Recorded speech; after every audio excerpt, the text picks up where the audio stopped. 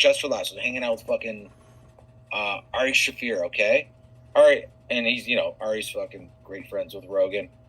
And he's one of those guys too. It's like he's like, oh, I'm gonna have dinner with my friend Rogan. You want to come? He doesn't try to be like, I can't hang out with you guys right now. I gotta hang out with like a different level of like stardom right now. So I'm sorry. You know what I mean? He's like, come on. He doesn't give. I'll tell you one thing. That guy, he doesn't give a fuck about. I've never met someone so confident, just living the moment for whatever the moment is. He's just fucking fearless, man. That guy is fucking fearless. Like, as much as I like to think I'm a fucking dude, that guy's a fucking dude. Like, there's like if there's like a Big Lebowski, it was real kind of like a religion and kind of like a vibe. Ari, to me, is what that is. And so I'm at dinner with Ari, and then like Sam Tripoli's there, and fucking forget the bunch of the fucking Death Squad guys. They're all famous guys. Didn't really know and Rogan. And the fucking power. We're at some steak place in Toronto, like some expensive restaurant, fucking crazy. The power goes out. Okay, for real, the power goes out, and then I'm like, fuck. I'm almost like glad because I saw the menu was so expensive, and then we're like, we got like 3 or 4 things off the menu, and then there's like, you guys have to leave because we're not allowed to have you in here because the power went out. It's against law. We're like, oh, okay. So no, the bill's on us. We didn't get your full thing anyways. We got 3 things. We didn't barely eat them. So he goes, okay, we're leaving. And everybody's kind of in front. And Rogan fucking slows down, walks 4 steps back. And I catches my eye because it's fucking Rogan, right? Of course I'm going to fucking, what the fuck's Rogan doing? You know? You're famous. You're looking. He goes back and he fucking goes, he just throws like $200 on the fucking table. Just boom.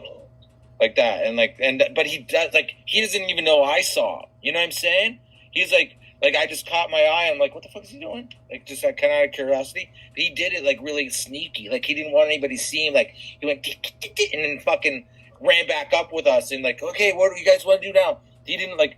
That's like, I fucking love that. I've been trying this for a while.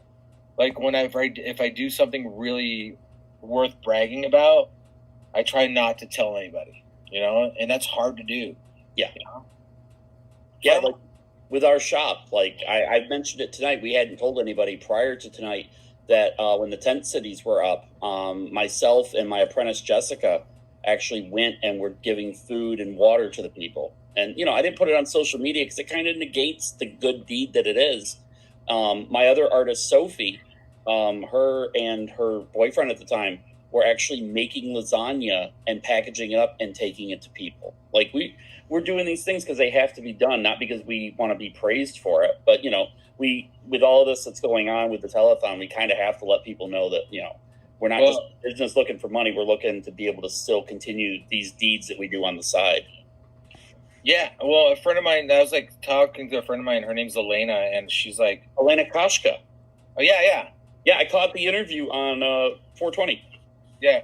So I was talking to her, and I was telling her about what I just told you, and she's like, well, sometimes but on the other hand, she's like, if you tell people, then it could inspire people to also do good things. So maybe sometimes it could be like good to like, maybe it's not good to just hold it to yourself and not tell anybody because you don't want to look. So like, I was like, fucking, so maybe there's a fine line of like, yeah, maybe you do tell people about good things, but there's a way to do it without like looking cheesy, I guess. Like, don't be those people that go out and buy, $600 in McDonald's burgers and film yourself handing them out. But, right. Be like, hey, we went out and fed the homeless today. Right. But like, me not wanting to tell anybody about doing something good is in itself still a form of like, it's almost, it works the same way. Like, yeah. I'm like, I'm not going to tell I'm going to tell everybody something good I did. It's like, oh, now you're just bragging. But if I don't tell anybody, I'm keeping it to myself. Like, I'm thinking, now what? You think you're better than everybody?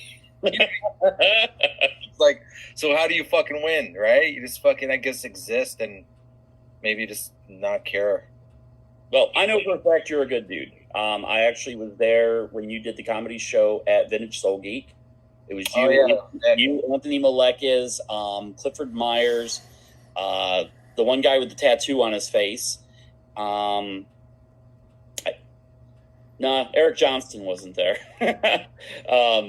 But yeah, and you guys did that, and it was just to raise money for the Sir Lawrence. Yeah, it was for his daughter's school, I think. Yeah, for the lunch program. Program, that's right.